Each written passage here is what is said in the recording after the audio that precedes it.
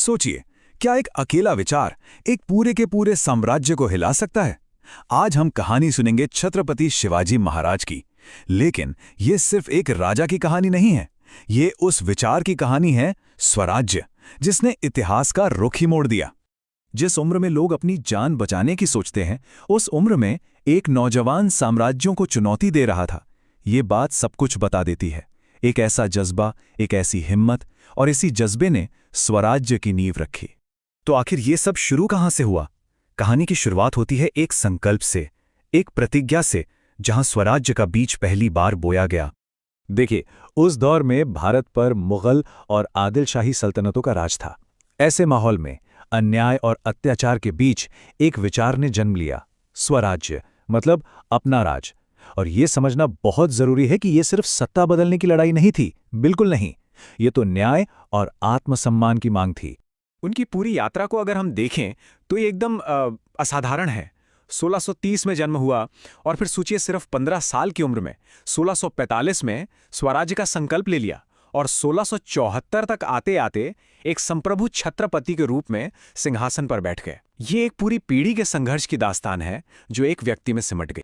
ये सिर्फ एक नारा नहीं था, ये उनका विश्वास था, एक ऐसी सोच जिसने उनके पूरे जीवन को दिशा दी कि ये भूमि मेरी माता है और माता को कोई गुलाम नहीं बना सकता। अपनी धरती को मां मानना और उसकी गुलामी को साफ इनकार कर देना, यही वो संकल्प था जो उन्होंने बहुत ही छोटी उम्र में ले लिया था।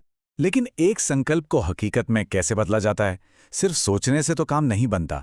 शिवाजी ने इसकी शुरुआत की एक किले पर कब्जे से, और ये सिर्फ एक सैन्य जीत नहीं थी, बिल्कुल नहीं। ये एक नए युग की, एक तरह से प्रतीकात्मक शुरुआत थी। सिर्फ 16 साल, सोच सकते हैं, 16 साल की उम्र में शिवाजी ने अपना पहला किला तोरना जीत लिया था।